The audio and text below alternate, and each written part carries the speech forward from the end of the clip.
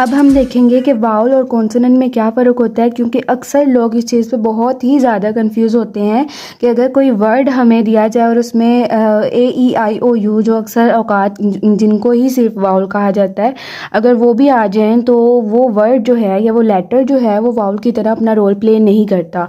तो इस वीडियो में हम बिल्कुल इसको अच्छे से एक्सप्लेन करने वाले हैं कि वाउल और कॉन्सोनेंट में असल फ़र्क क्या होता है। तो सबसे पहले देखें कि वाउल इज़ अ लेटर, एक ऐसा लेटर होता है, लास्ट वीडियो में मैंने एक्सप्लेन किया था कि लेटर क्या होता है, ऐसा सिंबल या ऐसी अलामत जो कि ख़ास आवाज़ को ज़ाहिर करे उसको हम लोग वाउल कहते हैं। आपको पता होगा इंग्लिश में A B C 26 लेटर्स हैं, तो उनको हम लोग लेटर कहते हैं।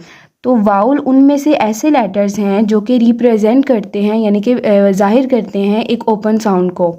ओपन साउंड का मतलब ये है, इस चीज़ को अंडरस्टैंड करें कि जब हम उसको स्पीक करते हैं या प्रोनाउंस करते हैं तो उसको बोलते वक्त हम एक ओपन आवाज़ जो है वो क्रिएट करें, यानी कि हम लोग अपनी लिप्स, टंग और टीथ को यूज़ नहीं करें।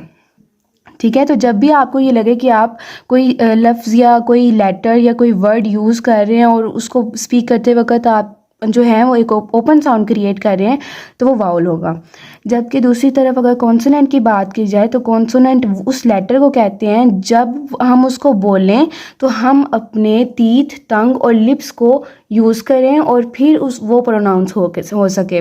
तो लिहाजा जब आपको ये लगे कि आप एक ओपन साउंड क्रिएट कर रहे हो तो वो वाउल होगा, और जब आपको ये लगे कि आप उसको प्रोनाउंस करते वक्त अपने टीथ, टंग या फिर लिप्स को यूज़ कर रहे हो तो वो एक कॉन्सोनेंट होगा। इसके अलावा आपको पता है कि there are 26 alphabets in English language from A to Z। Obviously ये सबको आते हैं।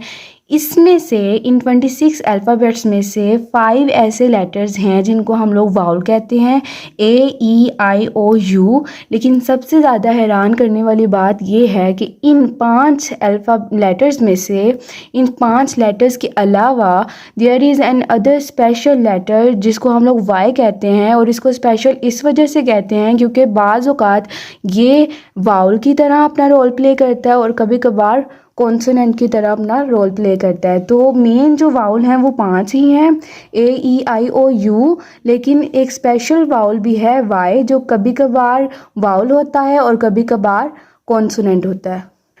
अब हम लोग ये देखेंगे कि जब भी कोई लैंग्वेज क्रिएट की जाती है तो उसमें वाउल को क्यों ऐड किया जाता है।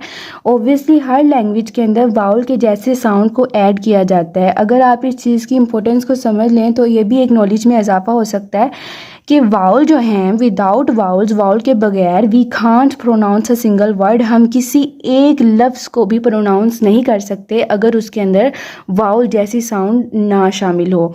तो आगे मैंने वर्ड को थोड़ा सा एक्सप्लेन किया है कि it is a group of letters, ये लेटर्स का ऐसा ग्रुप होता है जैसे कि बनाना। ठीक है, ये एक वर्ड है, इसके अंदर BANANA देयर आर 6 लेटर्स। तो इसकी साउंड क्रिएट हुई है ए की हेल्प से। अगर यहाँ पे ए ना हो तो हम लोग BNN जो है इसको कभी भी हम प्रोनाउंस नहीं कर सकते।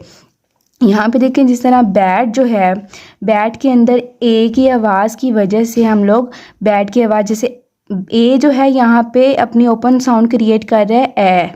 ठीक है, तो इस चीज़ को अंडरस्टैंड करें। अगर मैं यहाँ पे सिर्फ BT राइट कर दूँ तो हम कभी भी इसको प्रोनाउंस नहीं कर सकते। बिल्कुल इसी तरह एग के अंदर ई वाउल है, हिट के अंदर आई वाउल है, टॉप के अंदर ओ वाउल है, खट के अंदर यू वाउल है। लिहाजा वाउल जो हैं ये वर्ड की प्रॉपर साउंड क्रिएट करने के लिए हेल्प करते हैं। अब मैं आपको बताऊंगी कि जैसे मैंने आपको पहले बताया कि वाई जो है वो कभी कभार वाउल की तरह रोल प्ले करता है और कभी कभार कॉन्सोनेंट की तरह। तो आपने सिर्फ और सिर्फ 2 बातें जहन में रखनी है। अगर आप इन 2 बातों को जहन में रखें तो आप कोई भी वर्ड अगर आपके सामने आ जाए और उसमें वाई हो, आप इजीली बता सकते हैं कि ये वाउल है या कॉन्सोनेंट है।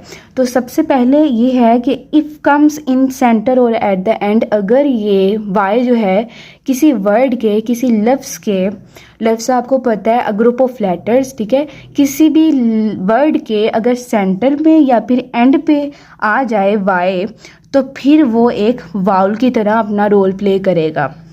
यानी कि वाउल की तरह ये भी ओपन साउंड क्रिएट करेगा, ठीक है। और जिस तरह फॉर एग्जांपल वाई जो है, WHY, इसके अंदर वाई लास्ट पे आ रहा है, ठीक है, और ये ए की आवाज़ क्रिएट कर रहा है, और ए जो है वो वाउल है, तो लिहाजा यहाँ पे ये वाउल की तरह रोल प्ले कर रहा है। बाईसाइकिल की बात की जाए तो इसमें भी आई की आवाज़ निकल रही है जो कि एक ओपन साउंड है, तो लिहाजा जब भी वाई किसी वर्ड के सेंटर में या एंड पे आ जाए तो वो वाउल की तरह अपना रोल प्ले करेगा। अगर वाई बिगनिंग में आ जाए, यानी कि स्टार्ट में आ जाए, किसी वर्ड के शुरू में आ जाए, किसी वर्ड के आगाज़ में आ जाए, तो वो कॉन्सोनेंट होगा, वो वाउल की तरह वहाँ पे अपना रोल प्ले नहीं करेगा। जिस तरह अगर मैं बात करूँ यू की, तो यहाँ पे यू में स्टार्ट में वाई है, और अगर आप गौर करें तो यहाँ पे जब हम इसको प्रोनाउंस करते हैं यू, तो स्टार्ट में हम लोग ये की आवाज़ निकालते हैं, जिस तरह उर्दू में ये होता है ना, हिंदी में भी होते हैं। तो लिहाजा जब भी आपको लगे कि या ये इस तरह की साउंड क्रिएट हो रही हो in the start, in the beginning, तो फिर वो कॉन्सोनेंट होगा, वो वाउल नहीं होगा। इसी तरह येलो की बात की जाए तो इसमें भी स्टार्ट में जब हम इसको स्पीक करते हैं तो ये की आवाज़ निकल रही है, लिहाजा यहाँ पे भी ये कॉन्सोनेंट होगा। यस की बात की जाए तो इसमें भी यस अगर मैं उर्दू में राइट करूँ तो वो इस तरह से होगा, यानी कि ये की आवाज़ निकल रही है। तो जब भी आपको ये फील हो कि जो है ये की आवाज़ निकल रही है वाई की हेल्प से, तो वो कॉन्सोनेंट होगा। और अगर वाई जो है वो सेंटर में या एट द एंड अगर आ जाए और अलिफ की या वाउल जैसी या ओपन साउंड क्रिएट करे, तो वहाँ पे उस वर्ड में वाई जो है वो वाउल की तरह अपना रोल प्ले करेगा।